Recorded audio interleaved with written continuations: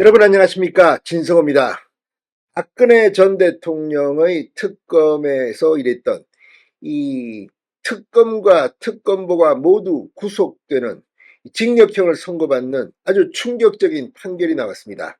자, 지금 서울중앙지법 이 김동연 부장판사가 방금 전 박영수 전 특검에게 징역 7년을 선고하고 바로 법정 구속시켜버렸습니다. 자, 이거 상당히 충격적인 이야기입니다. 지금 대장동과 관련해서 수사를 받고 재판을 받고 있는 박영수 전 특검 징역 7년이면 상당한 중형입니다. 자, 박영수가 징역 7년인데 이재명은 지금 재판만 받고 있습니까? 지금 이재명 민주당 대표는 대장동 외에 백현동, 위례, 성남FC 한꺼번에 4개의 사건을 재판받느라고 지금 이게 앞으로 2년이 걸릴지 3년이 걸릴지 모릅니다. 이게 정말 대한민국 사법부가 제대로 하는 걸까요? 아무튼 박영수 전 특검 징역 7년입니다. 1심 판결이긴 하지만 이 판사가 김동연 부장판사입니다. 지금 이재명 사건을 심리하고 있는 판사인데 아무튼 김동연 판사가 돌변한 걸까요? 아무튼 징역 7년입니다. 또 함께 기소된 양재식 전 특검보 징역 7년에 벌금 3억 원, 1억 5천만 원 추징을 선고했습니다. 자, 박근혜 특검의 주력 검사들의 추락입니다. 진성호의 융단 폭격 시작합니다. 박영수 전 특검을 융단 폭격합니다. 자, 김동연 부장판사가 방금 전 박영수 전 특검의 특정경제 가중처벌법상 수재 혐의 일부를 유죄로 인정하고 징역 7년과 벌금 5억 원을 선고했습니다. 재판부는 우리은행 이사는 청렴을 바탕으로 공정한 직무집행이 요구되는 자리다. 박 전 특검이 사적 이익을 위해 3억 원을 수수해 일반인의 신뢰를 훼손했다고 양형 이유를 밝혔습니다. 이 3억 원은 어디서 나온 걸까요? 바로 대장동입니다. 재판부는 박 전 특검이 2014년, 2015년 우리은행 이사회 의장으로 재직하면서 남욱 변호사에게 대장동 사업 관련 청탁과 함께 대한변협회장 선거자금 명목으로 3억 원을 받은 사실을 유죄로 인정했습니다. 반면 화천대유 대주주 김만배에게 50억 원을 받고 5억 원을 받은 혐의, 50억 원을 약속받고 5억 원을 받은 혐의, 화천대유 직원인 딸을 통해 대여금 명목으로 11억 원을 받은 혐의는 무죄로 판단했습니다. 또 남욱 씨에게 200억 원 상당 금품을 약속받은 혐의는 공소시효가 만료됐다며 면소 판단했습니다. 자, 검찰은 지난해 11월 결심 공판에서 박영수 전 특검에게 징역 12년, 벌금 16억 원을 구형하고 추징금 17억 5천만 원을 내려달라고 요구했습니다.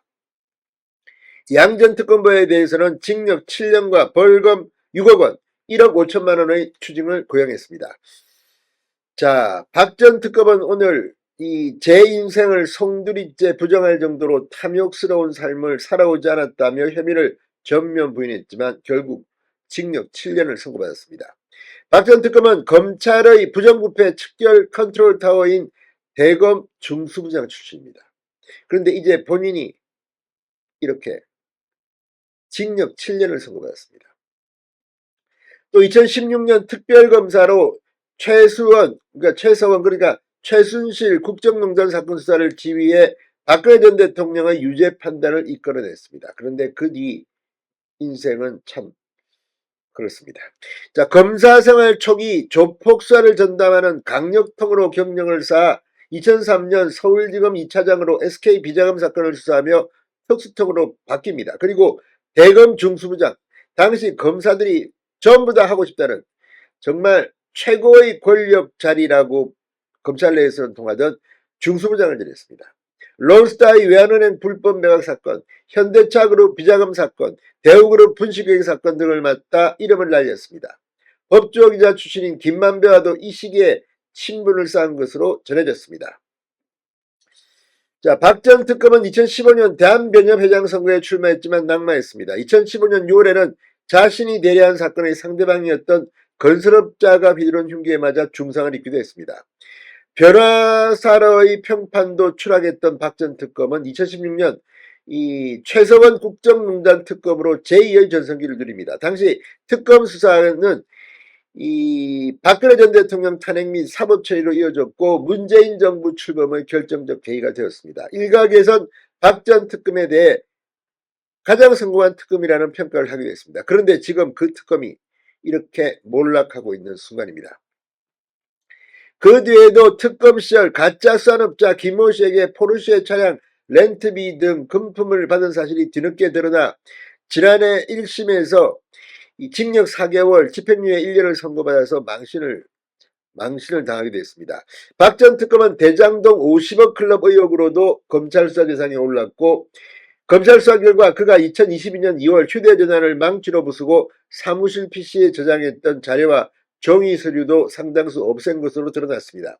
결국 2023년 8월 증거인멸 우려 등을 이유로 구속됐습니다. 박 전 특검은 지난해 1월 구속기한 만료를 앞두고 보석으로 석방됐다가 오늘 다시 법정 구속됐습니다.